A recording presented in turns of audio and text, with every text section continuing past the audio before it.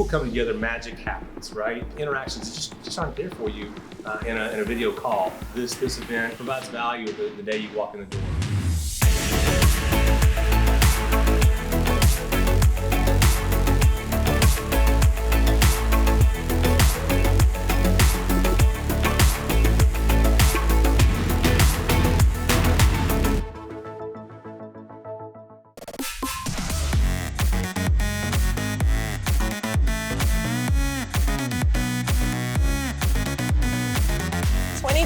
It's good to be back. What's going on, everybody? It's Les from Cannabis Wiki. Welcome back to the 2021 Grow Up Premier Growers Cannabis Awards and Conference and Expo. We are here with my partner on my side, Jackie Childs, to her side, Crystal Chronic, and to her side from Parkland Flowers, this young lady named Kylie. What's going on? Hey, thank you so much for having me. In person. Yay! So exciting. For real. Kylie for real. from Parkland Flowers. So, Flower. tell us, how's things? How's the event been? The event has been absolutely amazing. It's just, it's so great to travel across the country and get to see all these people that I have been collaborating with, like making friends with, networking with, all virtually over the last 18 months. And now to be able to meet them in person and really like build on that initial relationship we've made virtually and online. I think it's like, this is really like what brings the industry together 100%. And it's great to see people I haven't seen since bread and last peanut grow butter, up, right? It's like right? bread and peanut butter. It's a good feeling This to be is a here. good feeling. It's like normal-ish. Were you a speaker or something? I was a speaker on 2 panels. Yeah. I spoke on how to go micro. So we just chatted all about, the challenges of being a small license holder in this landscape. It's not super small business friendly. It's not business friendly at all, really.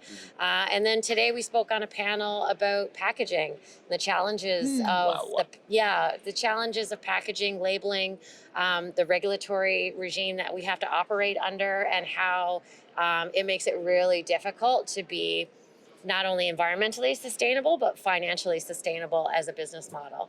For real. That is a huge problem that has to be tackled. I don't know if they're making any kind of groundway with that. Parkland is in Alberta. Yes. So what's the difference that you see between Alberta and Ontario? Because your seeds and your flower and everything's everywhere. Yeah. So, with packaging or with anything, just in differences. Yes. So I would say Ontario and Alberta are both, they're both the largest and the strictest. So that's where they are very similar.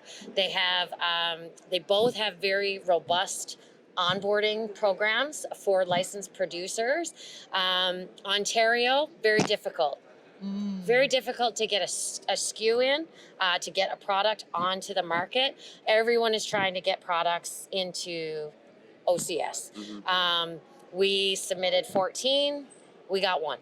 Oh, wow. Right? Wow. So that's really challenging. Is there a standard duration for that time? Can you just keep submitting? Or No, they have submittal dates. So the last one was in August. There was one in August and one in October. And then they're not doing another submittal until April. So then can you resubmit your products that were denied before? April. Yeah, you can resubmit them if they're not like totally aged out, sitting in your vault because you couldn't move them. Yeah, that's a good question, Crystal. Right? Yeah. Why are they being denied? Because there's so much product. There's so many products going out there. The administrative, like when you're selling, distributing, throughout a province, you have all these different stores and you have to provide a variety of product. Each product has to have like all this information associated with that product. And that's where direct to retail would really help, especially with Farmgate, direct to retail, flow through model that they're piloting right now will hopefully help. But yeah, it's growing pains. I'm not faulting the OCS for having to deal with 800 license holders, 14 million people, You know, it's a big job to distribute cannabis. They're learning. We're learning. We're going to get there, but we all have to work together to make it, to improve it. So how was the discussion on Farmgate, or did you get to the discussion on Farmgate? I've actually chatted with Denis quite a few times on Farmgate. I'm a huge advocate for Farmgate. You can do Farmgate, technically. Like, you can. If you build a retail store next to your facility and follow all the retail stuff, you can technically do Farmgate. But no micro license holder that just spent Can afford $1, $2, Right. $3 Two million businesses. Right. building a facility, then turn around and spend another 5, 6, 700K building a security compliant Right. cannabis store. And it would be right? another business license. Be and another business more- license, a lot more, so the ability to be able to sell out your front door is huge. We still can't sell clones legally to the recreational market, Really? right? Like, no one in Canada can, well, in some provinces you can, you can access clones through the medical channels, but you cannot access recreational clones in Alberta at all. Aren't you on a board or a council for that? The Alberta Cannabis Micro License Association. Yes, Yes, I that am. one. I know it's a mouthful. I'm the president and founder, and really brought that group together, really to focus on micro cultivation license holders, not just cultivators, but processors as well. There's lots of processors out there that, to get into this, like, and then be able to sell a product Yeah. is like nonstop fees and costs and mistakes like that cost money and just so much. So I thought bringing together everybody into an association. We're a registered lobby group in Alberta. We successfully lobbied the AGLC to drop insurance requirements for micro license holders. So originally we all had to have $10 million in recall, but general liability in order to sell into the province. So they reduced that to $2 million for seeds. They reduced it to $5 million for dried flower, just for micro license holders. And they kept it at the $2 million or the $10 million for 2.0 products. So like, these are the type of grassroots. They don't know what our problems are. Like, I'll be honest, like Health Canada, the provinces, the municipalities, they don't know what our unique issues are. I feel like in the beginning of the industry, everyone was so scared. Like, there was palpable fear in the industry that we're not going to get licensed. Like, people were going to, like, people were getting licensed in 7 years. 13 years it was taking people to get licensed. And so you wouldn't say shit if your mouth was full of it to Health Canada because you were so fucking scared that they were not going to license you, that you wouldn't tell them what your problems were. Right. And I feel like that fear has given the entire industry this trauma-induced response where Maybe that's it. Okay, where they're that's the problem scared. with They're it. scared to say things, and I literally said these are all the issues I see with the federal regulations with Health Canada. Health Canada was sitting in the audience, and I looked right at them, and they were nodding. That's so awesome. They weren't like, oh, we're gonna inspect your place next week. Yeah, they called someone while you were up there. Yeah. All of a sudden, I get a call from my QA, like, Health Canada just showed up. But that's the fear, that we think that if we say, if we give constructive criticism, that We'll be penalized. will be penalized. And that's not the case. We're not going to move this industry forward if nobody knows what the problems are. Don't You know, get contracted and as citizen on much Twitter. as we bitch about it amongst ourselves and we tweet about it on Twitter, Yeah. that's not going to move the dial. No. We need we need efforts that are sustained. They're proactive. You're writing letters to your members of parliament. You're writing letters to your local MLAs. Look, I have a business in your county, and right now I am being raked over the coals. I took a $60,000 CEBA loan from the federal government for COVID relief, right? I'm so fortunate that we got approved for that. that $60,000 went into my account, and I immediately wrote a check to the CRA for a security deposit. Oh, crap. That's where my COVID relief funding went. Yikes. Right? In order to cover a security deposit. And it's like these little things. And then it's funny, you tell these stories to people in government, and they're like, I had no idea. And they really don't. They don't know. So we all need to be sharing these stories, storytelling nonstop. So the stigma's still strong inside the industry, is what you're saying. Yeah, absolutely. You Thanks, gotta Mom. put that pressure. I don't even think it's not even, it's stigma, yes, but it's also they don't know what they don't know. Right. Like, Ignorance. and they're hearing It's government too. They're hearing right? some of it, but they need to hear more of it, and they need to hear it in volume from everybody. We also all need to get together because, like, as they're going to get inundated with it as well, and it's not going to change overnight. It's going to be, it's going to be years to get there. We just got to keep plowing forward. Keep spending plugging money. along. Like a Yeah. wiki. Keep We spending come money. before they open, we leave after they close. We just keep plugging along. Well, I'm not done. That's why. Cannabis Wiki, we always be working. We're fresh and a little sticky. I don't want to jump out. I want to roll back a little bit. So, what is it exactly that you do at Parkland? I'm the CEO and co-founder, and we mainly produce cannabis seeds, dried flower, and extracts. So I agree. yeah, so you grew, I grew Jackie Did you grew. see? Oh, they were over 7 feet tall. Great, yes, but they were wide as can be. I got a beautiful. green thumb, The all right. top, I had some troubles because we had some powdery. Like there's a lot of rain. Yeah, But they were, as far as my biggest ever, they were really beautiful. And I was Great. looking under my little loop thing at all the little diamonds. did you smoke trichomes, it and- yet? Oh yes, we have. Yeah? been And smoking. how It's did you like the wonderful, experience? Beautiful, with no Awesome. cough, a nice It's Critical smoke. Magic, Yes. available in Alberta. Critical Magic. And that's if right. you can't get it, if you're not in Alberta, I will mail you seeds. I also You heard that. I'll go buy them I'll go buy them for you and ship them. You just got to cover the shipping. Fair Critical deal. Magic. Yeah. It was Fair deal. magic. But yeah, so we really wanted to focus on, well, first of all, putting seeds out, we didn't have to have a sales amendment. So that was really important to us to be able to get that product right to the market. The other thing is that everybody forgot the grower.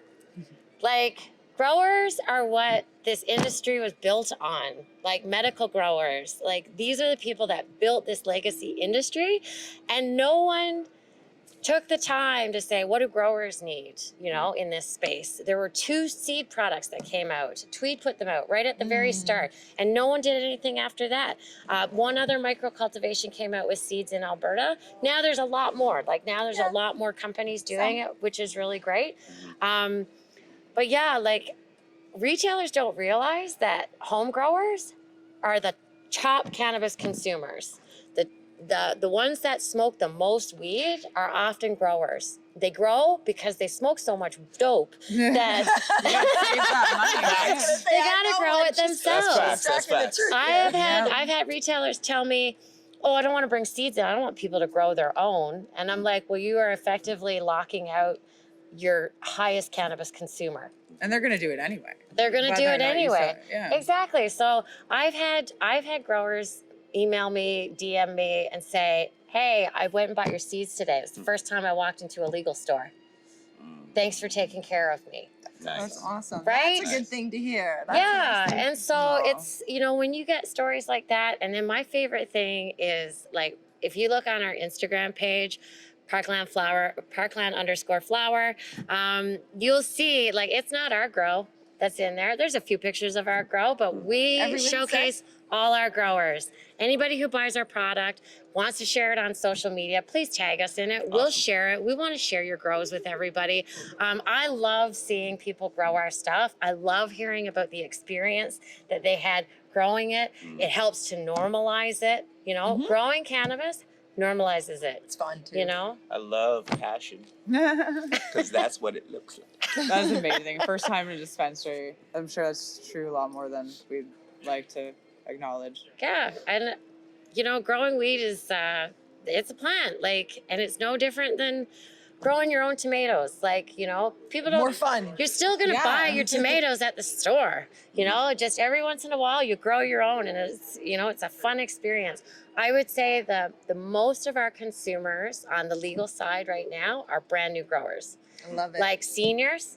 Okay. Seniors who are like gardeners, like I've had so many emails from like little mature ladies who are like, oh, you know, I'm like 60 years old and I've been growing, I've got a green thumb and this is the first time I've grown cannabis and I'm really excited, but I want to make sure I do it right. And I'm just like, I love my job. I'm hearing that a lot. That a lot more older people. It's a lot, yeah. Like seniors are like retired and like, have you seen seniors' gardens? Well, listen, Like, I they're planted in 2019 for the very first time, and I actually enjoyed it. I didn't think I would enjoy it. I didn't enjoy harvesting. I enjoyed.